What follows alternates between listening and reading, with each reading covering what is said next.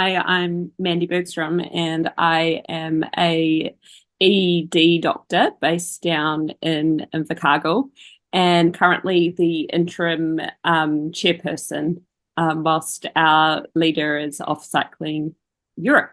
So great life decision there. So thank you very much for joining us, evidence-based eating, for what I'm sure will be a really excellent talk today from the Esselstyn Foundation, where we will have Jane Esselstyn, a registered nurse, presenting the benefits of plant-based eating above and below the belt, which I'm really excited for. I'm really passionate about diet and the impacts it has on health outcomes. A lot of our patients we see in the emergency department are there due to lifestyle diseases such as cancers, diabetes, heart attacks, strokes, obesity related illnesses, you name it. And honestly, our healthcare system cannot keep up. And we can prevent a lot of these illnesses by targeting the root cause. And we know from the evidence that diet plays an overwhelming role in people's health outcomes. So evidence-based eating is a small New Zealand charity, and our income and ability to do things like bringing these talks is through our membership. Our mission is to raise the awareness of whole food plant-based nutrition benefits in New Zealand by educating and inspiring the general public, health professionals, private organisations and government institutions using an evidence-based research approach. And we are currently doing this by providing presentations around New Zealand, funding research that we aim to have presented at medical conferences and holding regular plant pod events.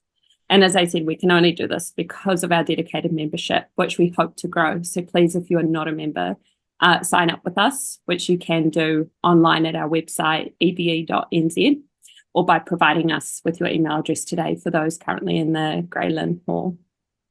So thanks again for being here today, and thanks to Jane Esselstyn for taking the time to speak with us, and I hope everyone enjoys the talk. Hello, everybody. My name is Brian Hart. I'm the Executive Director of the Esselstyn Foundation. We are a 501c3, which in our tax code means we're a public charity, and we are publicly supported by donations. And our mission is to prevent and reverse lifestyle-related diseases through the promotion of whole food plant-based nutrition. Many of you probably know, you heard Dr. Esselstyn speak last time we were together. Hopefully most of you were there. And you saw sort of what we call one of the founding fathers of the plant-based movement here in the United States. And this is the guy who's been, got 30 years of research. And so about 6 years ago, we formed the foundation because we wanted to make sure that this information was accessible to everybody, no matter where you come from, how much money you have, or if it's on your radar or not. So, or where you live. So we give all of our programming away free of charge. And we partner with the existing nonprofits and community organizations and hospitals all over the world. Most of our work is virtual these days. We do some traveling occasionally to present, but generally speaking, it's mostly virtual. And we always say, if you can get a room full of people, we will talk about plant-based nutrition with you. We really feel like this is our mission. This is our dharma, if you will, to spread the good word about plant-based nutrition. And I'm sure you all are doing that in New Zealand as well. So tonight you're in for a treat. So tonight's speaker is Jane Esselstyn. She's an RN, so she's a nurse. She's also a mother, a wife, a cookbook author, a researcher, and a sex ed teacher as well. She teaches middle school sex ed. So today you're going to get a little bit of a middle school sex ed reminder. So just get ready for that. And it's all related to plant-based nutrition, of course, but she can't help herself. She always loves to talk about sex ed. And so tonight's presentation is called The Benefits of Plant-Based Eating Above and Below the Belt. And what you'll notice is Jane's going to use some very kind of hands-on ways to explain the science. And so hopefully, maybe if you jot a few notes down or just remember it, this is a way to help you to be able to explain it to your loved ones and family and friends, some of the biology and the science of this stuff, because as you know, as soon as you start making better food choices, all your friends suddenly become registered dietitians, and they start worrying about your protein intake and what you actually are talking about. And so here's a great way to be able to talk to your friends and family members and explain it with some basic ideas. Jane graduated from the University of Michigan here in the States, and then got her RN here at Kent State University, which is in Ohio. She's also done some research with the Cleveland Clinic here, and then she's also been a part of 5 different cookbooks, one of which is a book called Be a Plant-Based Woman Warrior, which is you can get on Amazon if you're interested.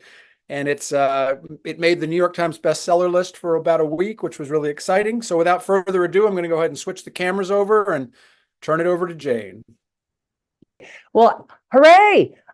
Some of you guys, it sounds like, heard my father speak previously, and I'm so excited to be connecting with you guys tonight. Wish it was live. Wish we were in New Zealand, especially now in this horrible weather. I don't know if Brian warned you, but our winds have been so strong and the rain sideways. We've lost our power twice already tonight. So if we lose you, we'll come right back.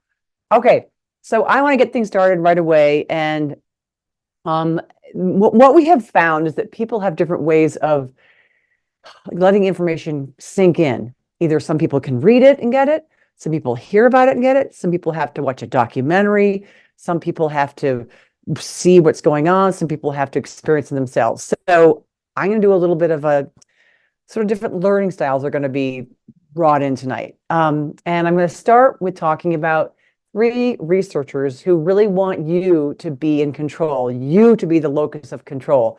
And these researchers and doctors have all actually have interesting backgrounds. They all have grown up on either a Dakota beef farm or a dairy farm or a Black Angus beef farm here in the States.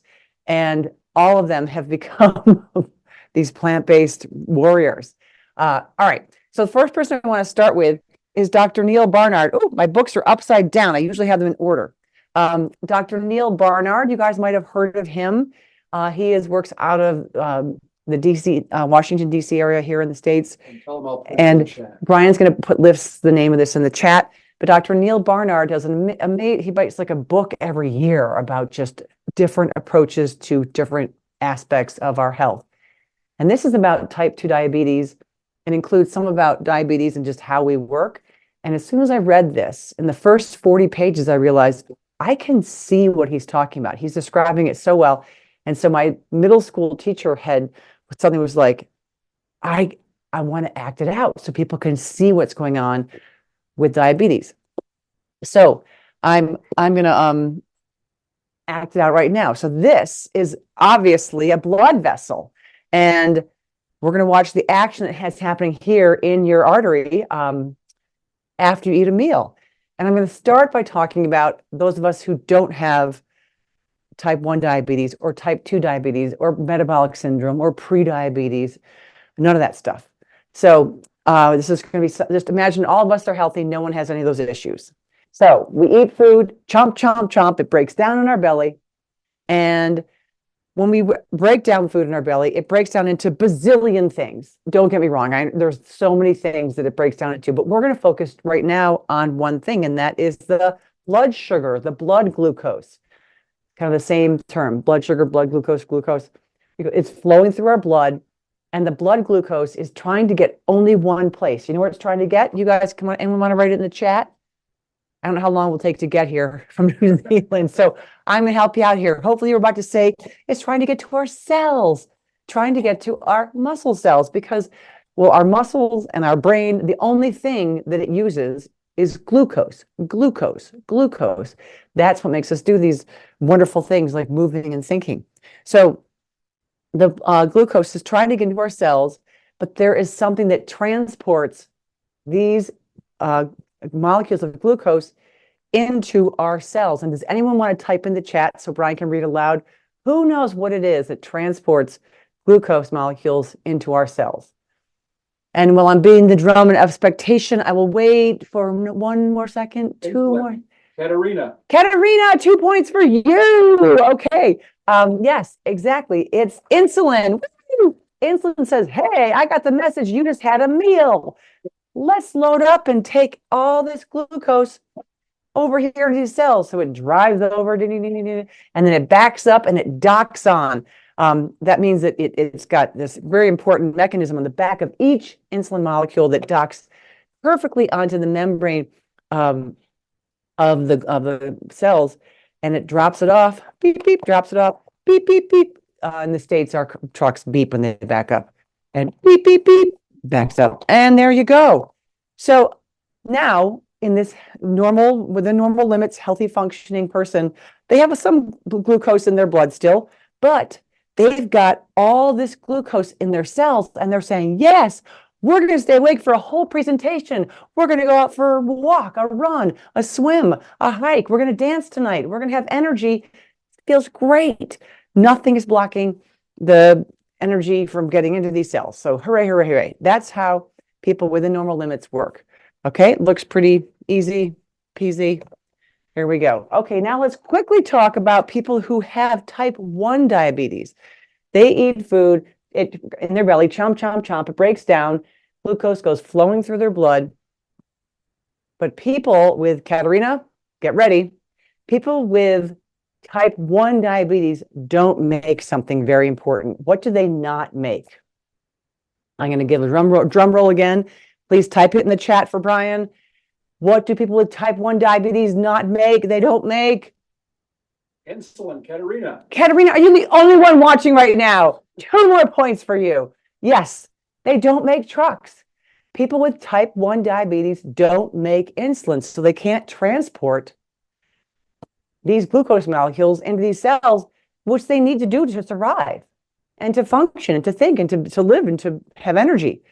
So luckily they can inject it or have it inserted by their pump, and off they go. They do well. So there's another kind of diabetes. It's called type 2, but it used to be called something else. I don't know what it was called in, type 2 diabetes have a previous name in New Zealand? Because in the States it did. And we're about to act it out, and I want to make sure we have some of the similar terms. Anybody want to put in the chat what did it used to be called before it was called type 2 diabetes? What was it? Old people's diabetes, said Katerina. Katerina, I think you're the only one watching. Can someone else just type in the chat like hello? Is anybody else listening? Anyone else listening? Please type hello to Brian if you're listening and you have a chat and you have a keyboard. Hello, Renee said hello. Hi, thank you, Renee. Okay, we're not alone.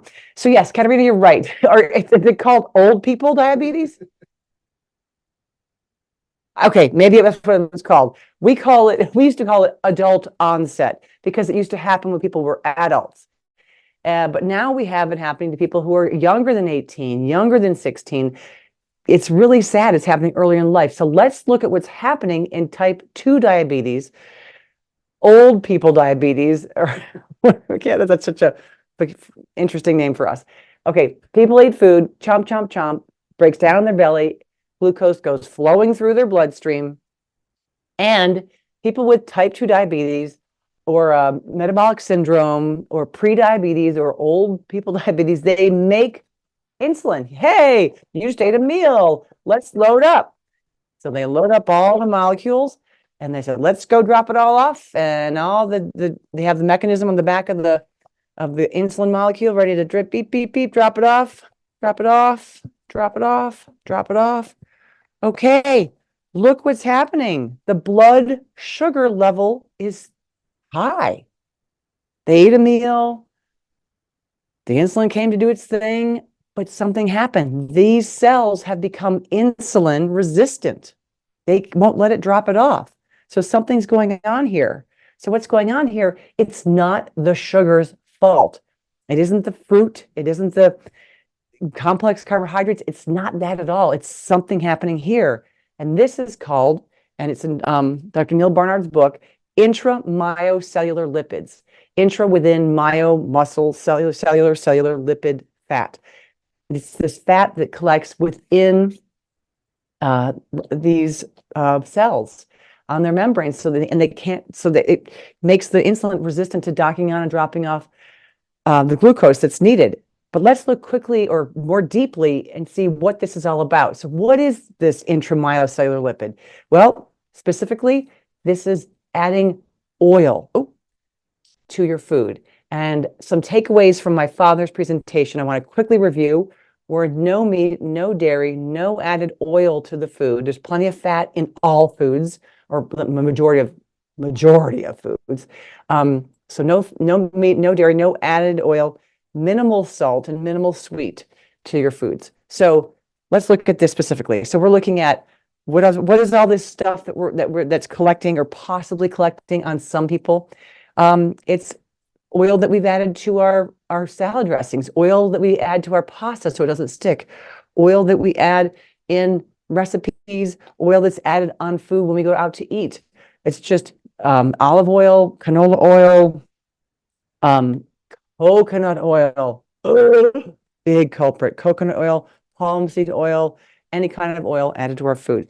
Also cheese. I know that's sad to hear because people love cheese, but cheese is it's how we, in the standard American diet, that's where we get most of our saturated fat, cheese. So it's our, blocks of cheese, our cheddar cheeses, our cream cheese, our sour cream, milk, ice cream, custards, yogurts. We have a thing, you guys probably have it too, but Greek yogurt, virgin Greek yogurt, all this stuff. We're including all this in our having saturated fat. And then, of course, as I mentioned earlier, meat, flesh, anything with a mother, anything with the face, anything with it poops, anything that has a fin or a hoof or a tail. So that means hamburgers, hot dogs, deer, pork chops, turkey, chicken, all these beasts and animals and things that you can possibly hunt down and eat. And then this is junk food. This is processed food. This is food that we think is a treat and makes our life easier. Oh, we're going to have a veggie burger. Well, you can make your own veggie burger. It doesn't take that long at all. We have 300 videos on YouTube for free that takes no time. But veggie burgers, they're made with all these processed things and lots of oil, lots of salt, and probably some sugar. So, veggie burgers, and then Impossible Burgers. I don't know. Do you guys, just yes or no in the chat, please? Do you have Impossible Burgers or Beyond Meat products in New Zealand now? We are. Tracy says yes. Thank you, Tracy. Okay. We have a mixed response to all that. We are really excited that it's taking the pedal off of, animal agriculture and easing up on all the climate influence of all the stuff involved with, animals and their food and their water and transportation and refrigeration and blah, blah, blah, blah, blah. So we're thrilled about that, the sort of sustainability component and obviously the animal cruelty component. But they are made with things that are just so unhealthy that so many of our heart disease patients are continuing with heart disease because they are sneaking in their Impossible Burgers and Beyond Burgers. All right, so all that, the fake vegan junk foods. We're not vegan, we're plant-based. And plant-based, as we know, is not, whole food plant-based is not just this vegan junk food stuff. So, and then, granola bars or Luna bars or all these bars, energy bars that people think are making their life easier. Eat a banana, individually packaged and wrapped. Mother Nature knew you wanted something like that. And she's got oranges, apples, bananas, tangerines, kiwis, everything you need, individually packaged and wrapped for you, ready to go, full of water and fiber and micronutrients and phytochemicals and all that good stuff. And this is, just chips, crisps, whatever you guys call them, in bags. We call them Fritos and Cheetos and burritos and all these things that just crispy potato chippy things, and anything like candies and things you find in the corner store in little packages. Obviously, you guys know processed junk food. So if people get rid of the extra oil, the dairy, the meat, and processed foods, what happens is these cells become so much more sensitive to insulin that they go, it's no problem, no problem. So this person's blood sugar level starts to normalize, no problem. So if you go on a whole food plant-based diet and you are on medication for blood sugar, be careful because it's going to just plummet and you're going to get a little woozy. So careful about that. Ratchet down your medication. It's like clearing the leaves out of the gutter. I'm sure you guys have gutters down there, but the gutters just collect leaves. And once you get the leaves out, the water goes right where it's supposed to go. It's like getting the hair out of the drain. Once you get the hair out of there, the water goes right where it's supposed to go. There's nothing wrong with the rain. on the roof. There's nothing wrong with the water in the shower, nothing wrong with sugar in your bloodstream. It's all what it's supposed to be doing. So please talk to someone you know and love about this if they have type 2 diabetes, and you're concerned about them, and it would benefit them to know about what's happening in their body and how they can control their sensitivity to glucose and insulin through their diet, just reducing all that saturated fat and their oil and their dairy and their meat and processed foods. Okay, so this is where you fit in, and just keep the conversation going. Next person I want to talk about is Colin Campbell of the China study. You probably know about him. He's been around for a while, but his research is so powerful. And I want to talk specifically about his research with cancer.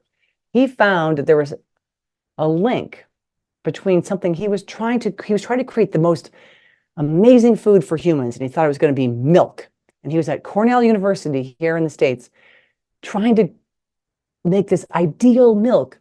And he started getting this information about cancer and the correlation between cancer. And he thought, oh my gosh, I've got to see what this link is all about. And what he discovered was pretty eye-opening. He decided to test this whole correlation between protein consumption, animal protein consumption, and cancer by taking a population of rats, and he injected them with aflatoxin. And aflatoxin is a toxin that, when it's in your body, if it's in the right environment, tumors will grow like that. So these rats, this population of rats with aflatoxin, all injected, ready to go, he decides to make a study that has, this is my line in the middle, study that takes animal protein, specifically casein, the protein found in cheese, and he fed these rats 5% animal protein in their diet, and you know what happened? Nothing. He increased it up to 20% animal protein in their diet. And when the rats consumed this, which is kind of the same amount of animal protein that, or actually on the low side of what in the States, what people tend to consume, what happened is these rats all grew tumors, 100%, eating this much animal protein.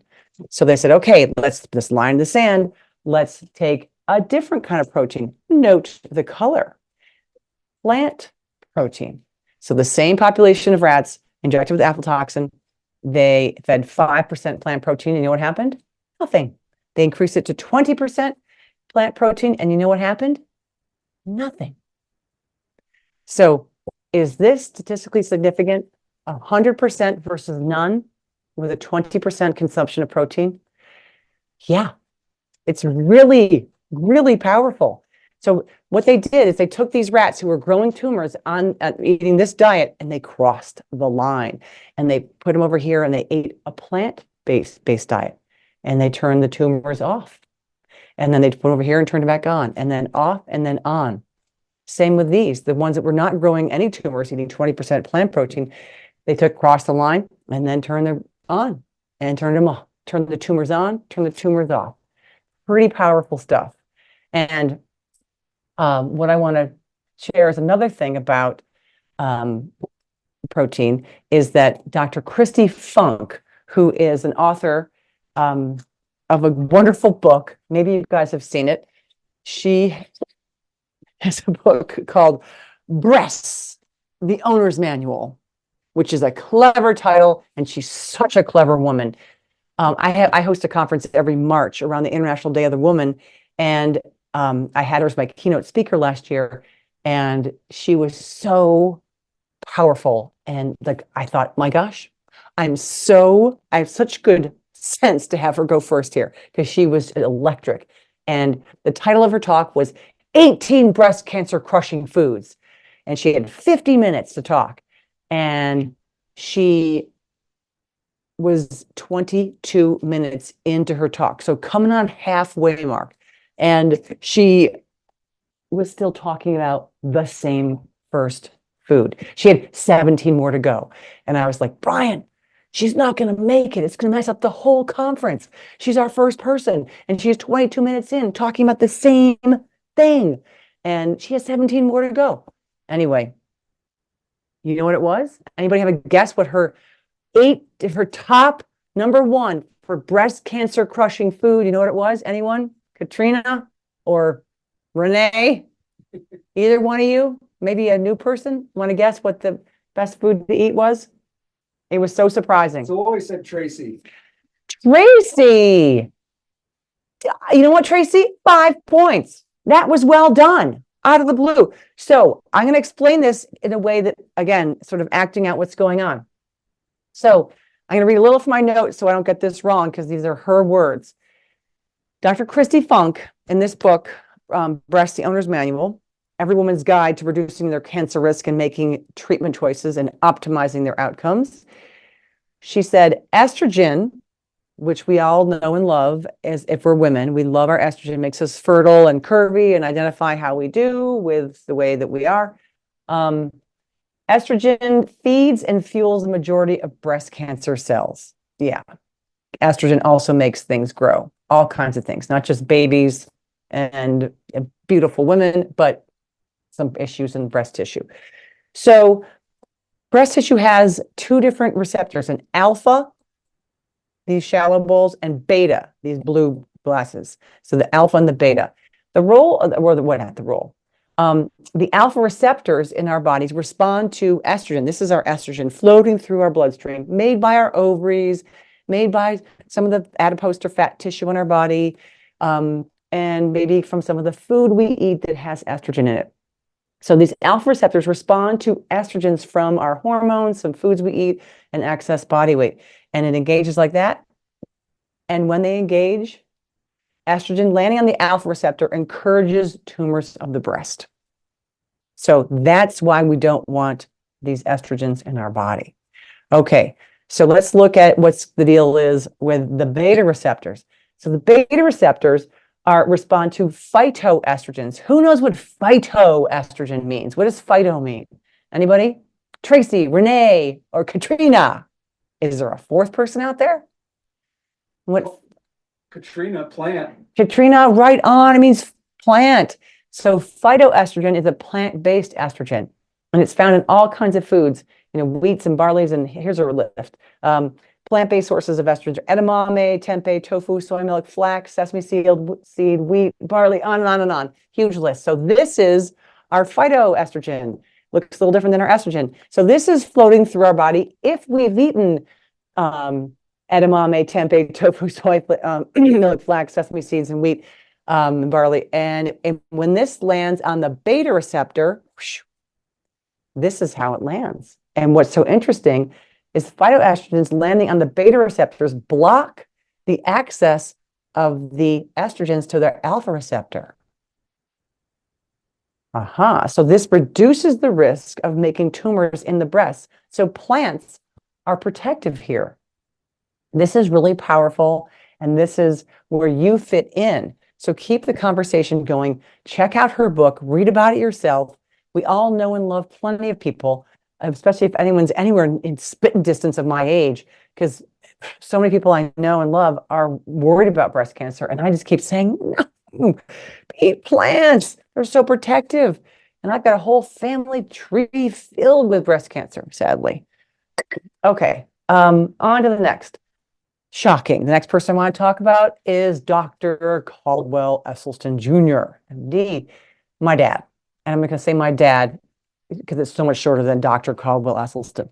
So his research on preventing and reversing heart disease is something I literally grew up hearing about it for decades. I mean, I'm 58. I've heard about this for the last probably 4+ decades when I started paying attention. And it's pretty amazing stuff. And what's so amazing, I think, is because we know, and we knew and we know so many of his patients that should have died in 1985, and some are alive today, almost 40 years later. They were given up, like, go home and get your things in order because we can do nothing more for you here at the Cleveland Clinic with our expert cardiac care. I'm sure he talked about that with you guys. And I'm going to review quickly. He talked about the most powerful part of the vascular system in his research is the innermost lining of the artery. So remember, this is an artery, and we had cut it open. We were looking at the diabetes action earlier. We're going to look now at what's happening with some components that affect the lining of the artery. A vein is different. A vein brings the blood back to the heart, but the artery, so cool. It's like your favorite sports jacket. It has a firm wool outside, and it has that slippery, silky inside. This endothelial layer is like that silky inside. And you want to wear the right shirt when you're going to wear your favorite sports coat or blazer, because you want to just go take your sleeve and slide it in with no friction. Same with your vascular system. You want no friction for blood flowing from your head to your nose, to your toes, to your hose. We're going below the belt. So I'm going to grease the skids here a little bit. So this artery right here, this shiny layer is the endothelial cells, and it's like these little red cells, like little red bricks in a row. These are the endothelial cells making this layer, and they can release nitric oxide, and nitric oxide makes this whole artery expand. So it can go from this little artery to this wide, big, open artery. Okay, it dilates. And so that's a pretty important property. And we want to keep that happening so our vessels can be supple and responsive to our needs, from walking to another room, to going upstairs, to, being able to carry things. Like, we have to have blood flow to certain parts of our body when needed. Okay, not to mention our brain and every other organ. So some things can affect this layer, as he talked about. When did he speak with them? A month ago. About a month ago? Yeah. So this is a nice time to review. Some things can affect this layer because things are all kinds of stuff flowing through our blood all the time. But we're going to focus now on things that can affect the endothelial layer, the red brick road. And we make cholesterol in our body, by the way. Hopefully you knew that. Cholesterol is made in our liver. We all make it. It's fluffy, it's puffy, it's essential. We need it. Not essential, it is key. Essential in nutrition means you have to consume it. No, your liver makes it. Your liver makes it because every one of your cells, the 2x4s of our cells that build our cells, are made of cholesterol. The hormones that make us identify how we do, the backbone of all of our hormones, cholesterol. So we have to make it. We make it. We don't need to consume it. And by the way, if we are made of cholesterol in all of our cells and our 2x4s and our hormones, what else is made of cholesterol in its 2x4s of all of its cells and all of its hormones? Every animal out there. So if we want to reduce the cholesterol in our bloodstream, stop putting it in your mouth. That's the number one. That's the only source of cholesterol, is dietary cholesterol, is animals or animal products like breast milk from animal milk. So fluffy, puffy, cholesterol's flowing through our body, no problem. And look how easy it just goes. No friction, no problem. It's supposed to flow through our bloodstream. But if we eat, and we call this the standard American diet, and pardon me for saying that, I should say standard American and New Zealand diet, which is filled with some grease, some meat, some cheese, some eggs. What happens is, it's just like if you put that on your hand or your arm or your sink or the pipes under your sink. This grease, this meat, this cheese, and these eggs, and this lard and all this fat, what happens is all the cholesterol and stuff flowing through our blood, some of it's just okay, but these streaks of grease and meat and cheese, it gets stuck. And when it gets stuck, it sticks. You guys have snow down there. It's like a snow pile. It gets stuck and it gets small and it gets dense and it gets hard and it starts to clump together and form these plaques. And when they become small and dense and hard, that's my middle school dramatic move there. This becomes small and dense and hard. And this is all flowing along. What happens is, the little red brick road underneath this, these are small and dense and hard. They're making their way down between the bricks. And suddenly this is falling in between the bricks, and it falls underneath, and it gets to be underneath the endothelial layer. So it's like having a splinter under your fingernail. It shouldn't be there. And when that happens, your body sends all kinds of attention there. We call it pus, we call it macrophage, all kinds of white blood cell action. So this is now white blood cell action. It comes in and goes, oh, let me help, let me help, let me help. So what happens is you have this like pus bubble in your round vessel. You have this pus bubble, this buildup of all this stuff. And you've got blood flowing, head, toes, nose, hose, every heartbeat. And it makes this, as my father said, it starts to erode this.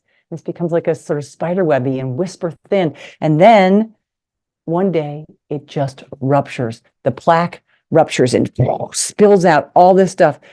And when your membranes rupture, they bleed. And when you bleed, your blood tries to form a clot.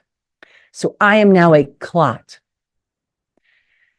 And this clot is keeping blood from flowing to your head, stroke, your toes, intermittent claudication, your nose, no blood to your nose must feel awful.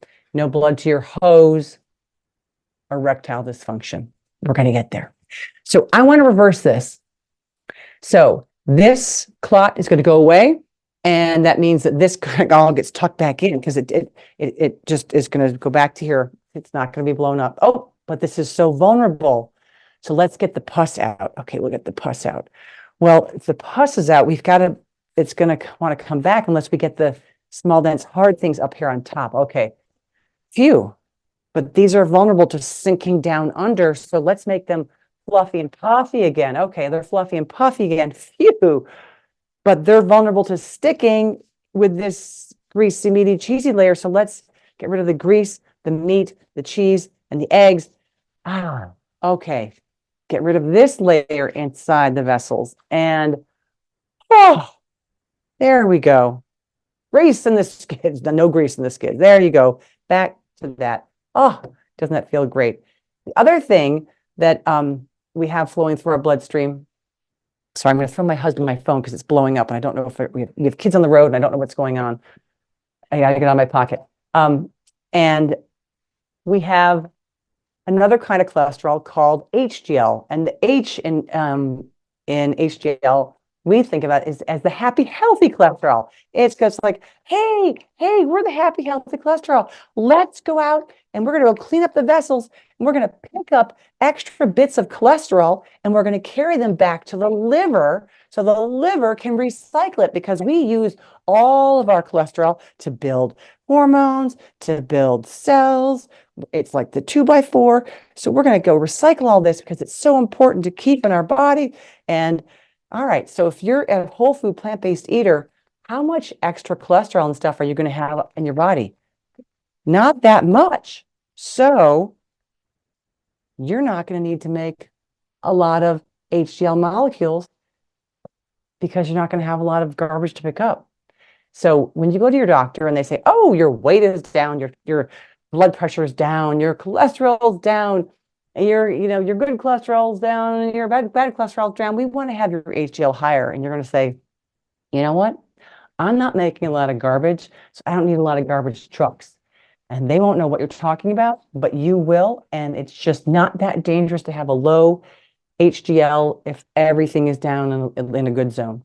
I mean, many cultures that are healthy as horses do not have high HDL numbers. Okay, I'm going to move on. My screen is caught here. And I'm going to just quickly mention while I get myself cleaned up here a little bit is that I did some research with the Cleveland Clinic and we did 2 studies with kids who had high cholesterol and obesity. And we looked at the different influences of a whole food plant-based diet versus the American Heart Association diet, which might sound foreign to you guys in some ways, but it's basically has the title American Heart Association, and they sponsor all kinds of stuff. And you think, oh, they must be just out for the health of everybody in their hearts. Well, at the end of a month, let me just read to you the results. At the end of a month of eating this way, and by the way, I was the nurse educator in the kitchen and in the classroom. and for the plant-based people. And at the end of a month, the American Heart Association diet kiddos had a decrease in MPO, which is an inflammation marker in your blood. They had a decrease in their mid-arm circumference, decrease in their waist circumference, and decrease in their body weight, which is great. We were looking for changes for obesity and for high cholesterol. We didn't see a lot of the cholesterol in that one, but at the plant-based diet, we had a couple things that we could announce here at the end. We had a decrease in MPO and CRP, both inflammation markers, decrease in blood pressure, LDL, total cholesterol, insulin level, body weight, BMI, and mid-arm circumference. Huge, great results. And of course, our feedback was it wasn't big enough and it wasn't long enough, the study. And we did another one with 100 kids on the American Heart Association diet, on the Mediterranean diet, and on a plant-based diet. And the results pretty much the same. It's just, I feel like at some point we're wasting money looking into what we kind of already know. But it was really fascinating to see that on all those diets, whenever the Mediterranean kids ate more vegetables and whole grains and less saturated fat and processed food, same with the American Heart Association that lets people eat, pork and dairy and desserts and all this stuff. Whenever they ate more plants and less saturated fat and less processed food, then everything was in the better zone. So I want to get things moving and grooving below the belt. So you guys ready to go? I'm way more comfortable below the belt. Not many people are, but it's my jam. Okay, so below the belt, constipation is not an issue on a whole food plant-based diet. As you guys probably know, it's high in fiber and it's a moving experience. It's a moving experience and it makes you quite regular. Is this healthy amount of regular? It's like what's it called? A skeleton course or a bobsled course, just things just flowing through all the time. Okay, so that's not an issue. But what can be an issue for some people, erectile dysfunction. Do you see my clever slide? Do they? Yep. Okay, erectile dysfunction can be an issue. And since I talk about this with sixth graders, 11, 12, 13, 14-year-olds, I can definitely talk with you guys. So erectile dysfunction has become quite a dilemma here in the States and some other, like Canada, I know, and the UK. And it's really interesting, but you have to, first we need to make sure we need to rule out it's not happening for other reasons. We need to rule out it's not happening for psychological reasons, because the largest sex organ in our body is our brain. That's what makes us, you can be reading a book and all of a sudden you're like, totally turned on. It's all in your brain, or a movie. Nothing's happening to you. You're just watching it. Your brain stimulated. Here we go. So for plenty of psychological reasons, especially around things like, COVID and, who knows, heartbreak or, some tragedy in a family, you're not going to feel game on. That's so legit. And there's so many reasons to be anxious and just out of sorts lately. And so we have to rule out not psychological reasons, rule out it's not neurological, which is there's nerves obviously that innervate our pelvic floor, and the nerves that can innervate that could have be deadened for whatever reason, from trauma, from maybe some a lot of long distance bike riding, not all the time, but just a possibility, or who knows what other issues could happen with the pelvic floor.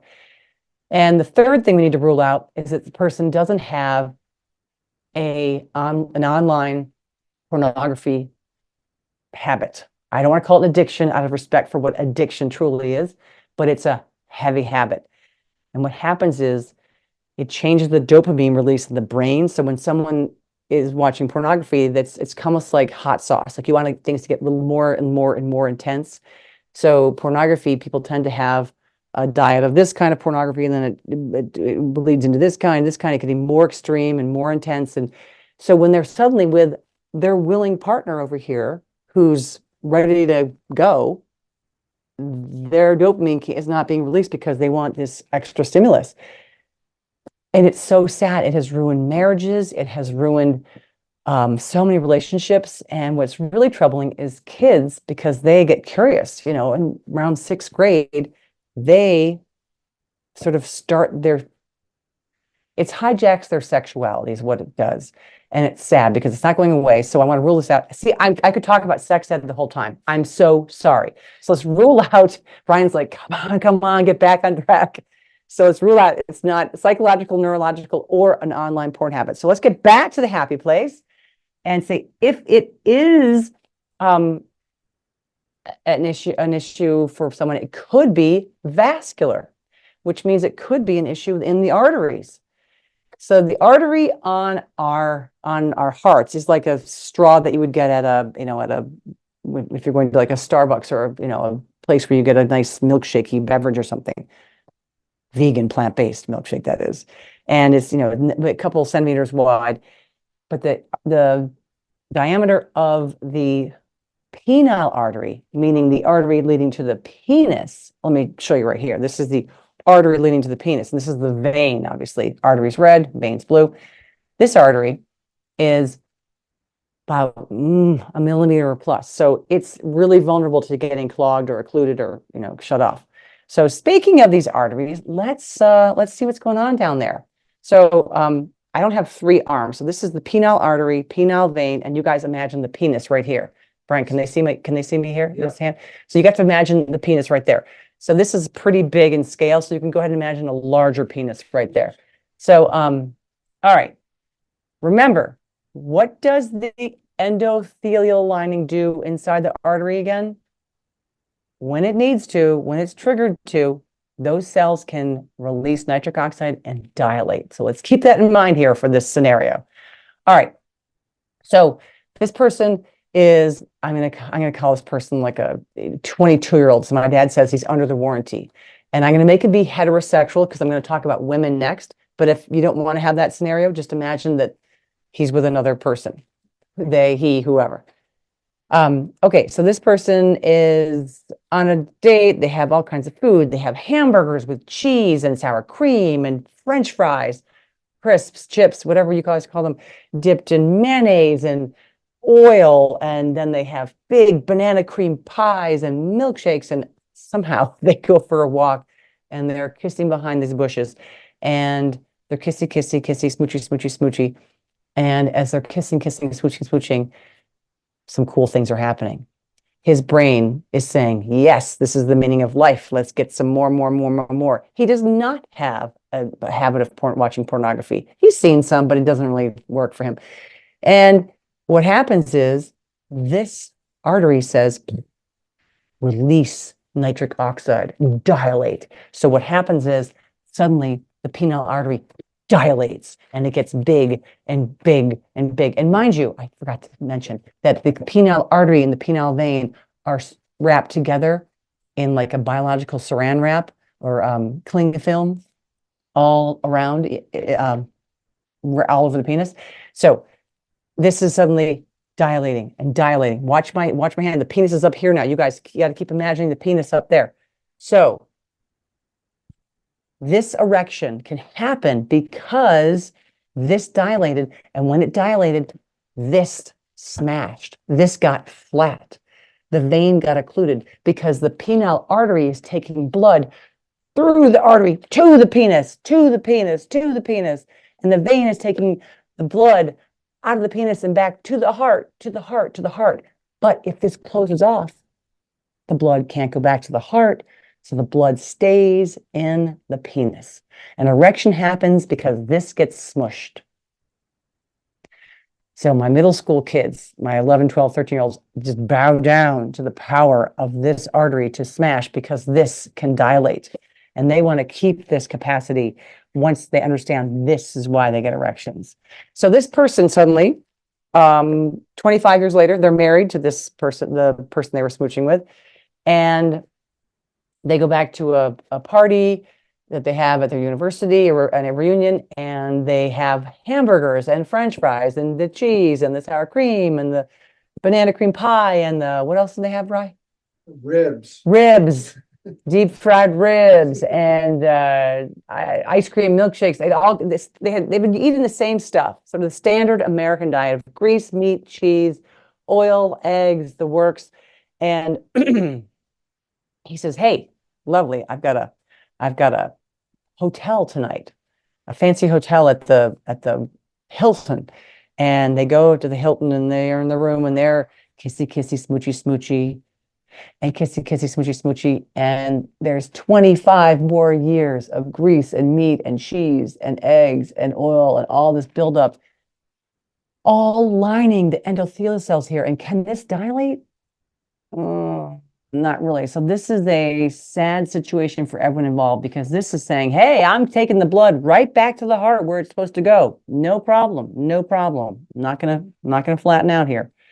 So the next morning, this guy's at breakfast, and he sees a friend of his running by with his wife. They're like running by, woo, woo, woo, woo, woo, woo, woo.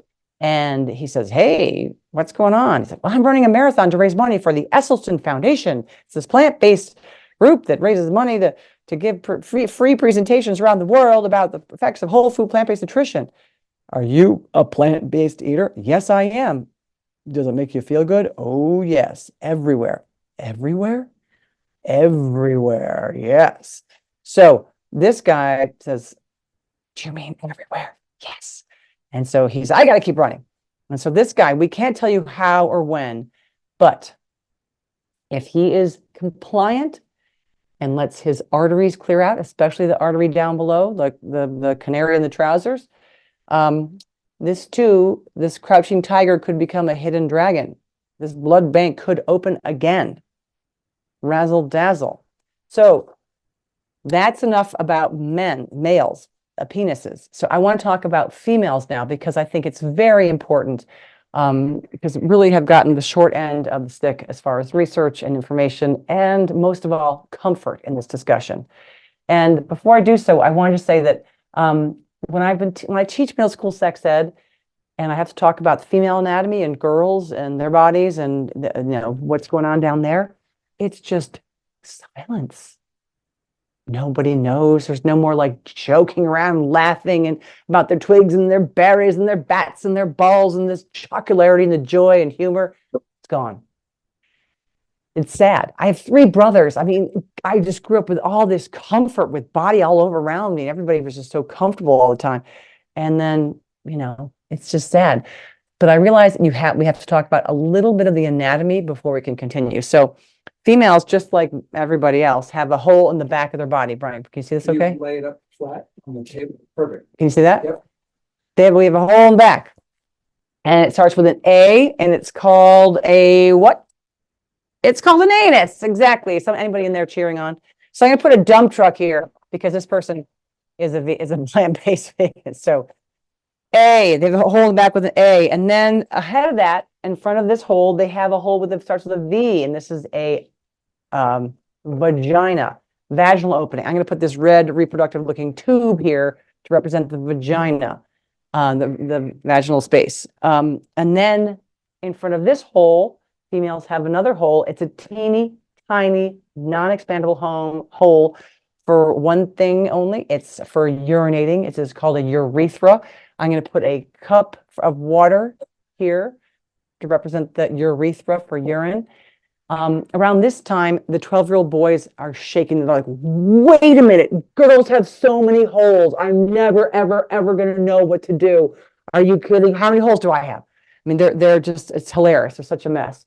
And then I say, there's more. There's more. This is not a hole, though. This is a bundle of nerves for one thing only, and that is for sexual pleasure. And I'm going to put a disco ball here for obvious reasons. So What is it called? this is called kuva. And No, but you mentioned this is called the clitoris, the clit. I'm so sorry. The clitoris, the clitoris, the clit, whatever you want us to call it, whatever your accent says. So this is kuva. It's not a thing. It's not a thing. Yes, of course, I do have T-shirts that say kuva. I couldn't help myself.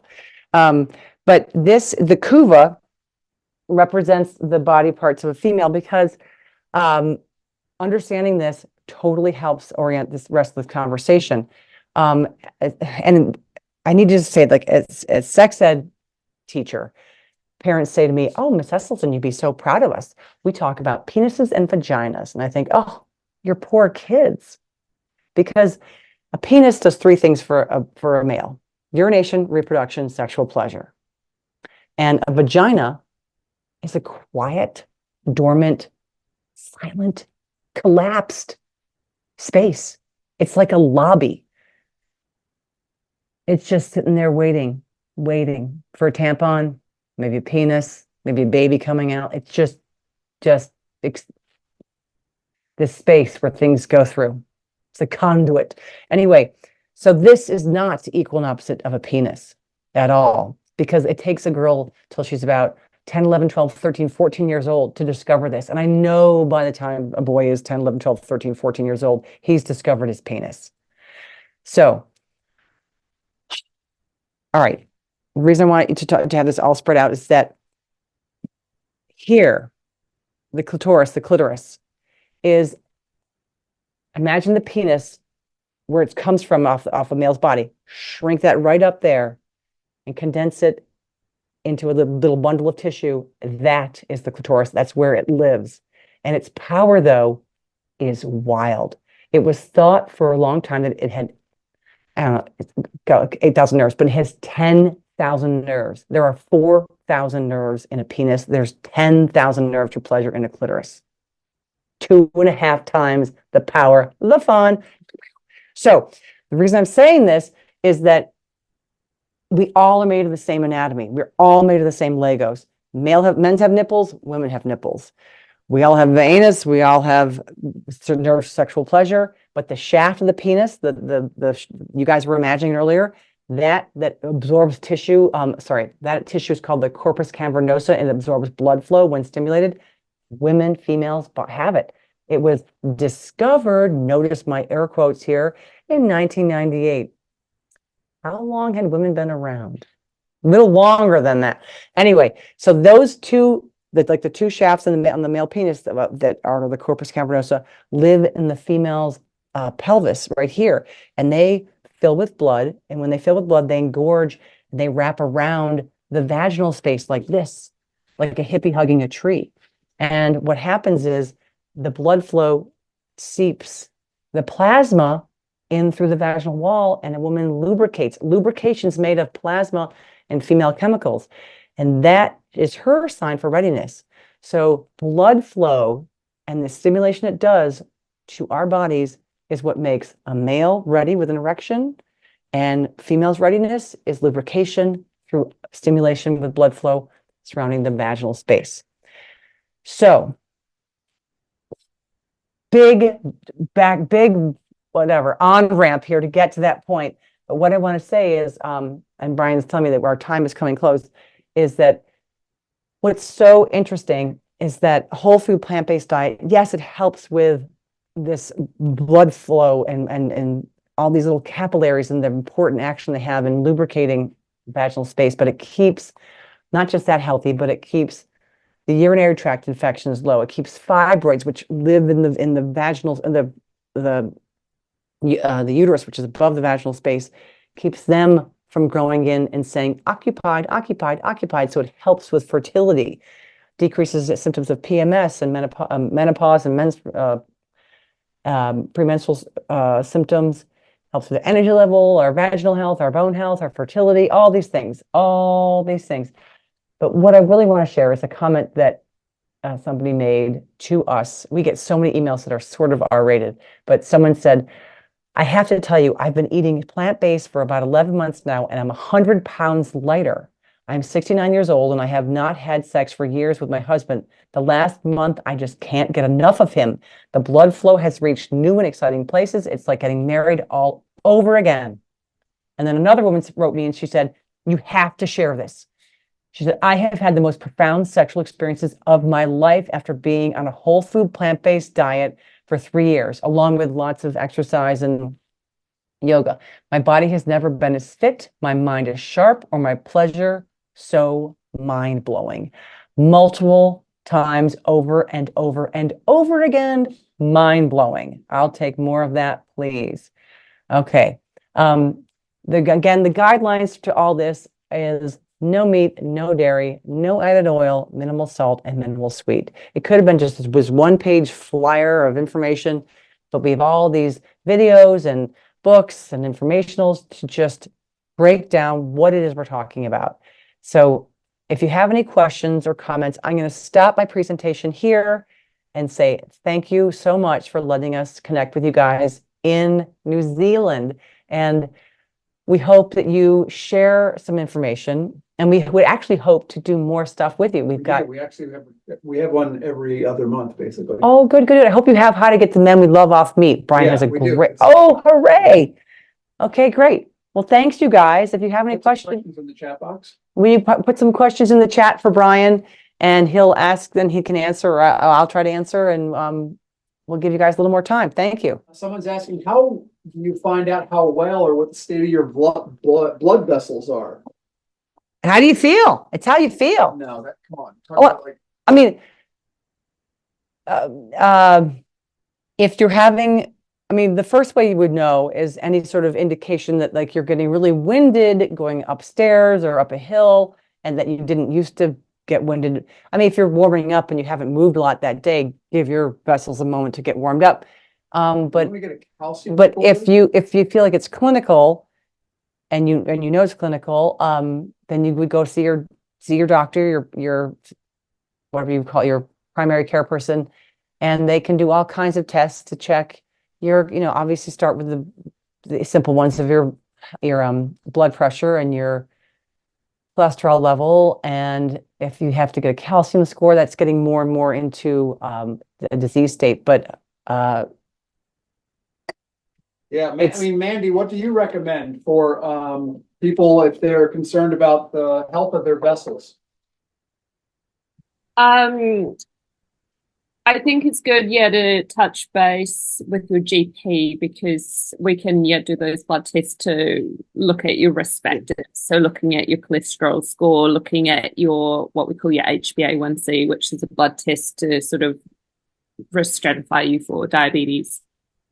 And it's about your symptoms as well. So anything like chest pains and that, they get investigated with an angiogram, where they actually put in a wire and go look at the vessels in your heart.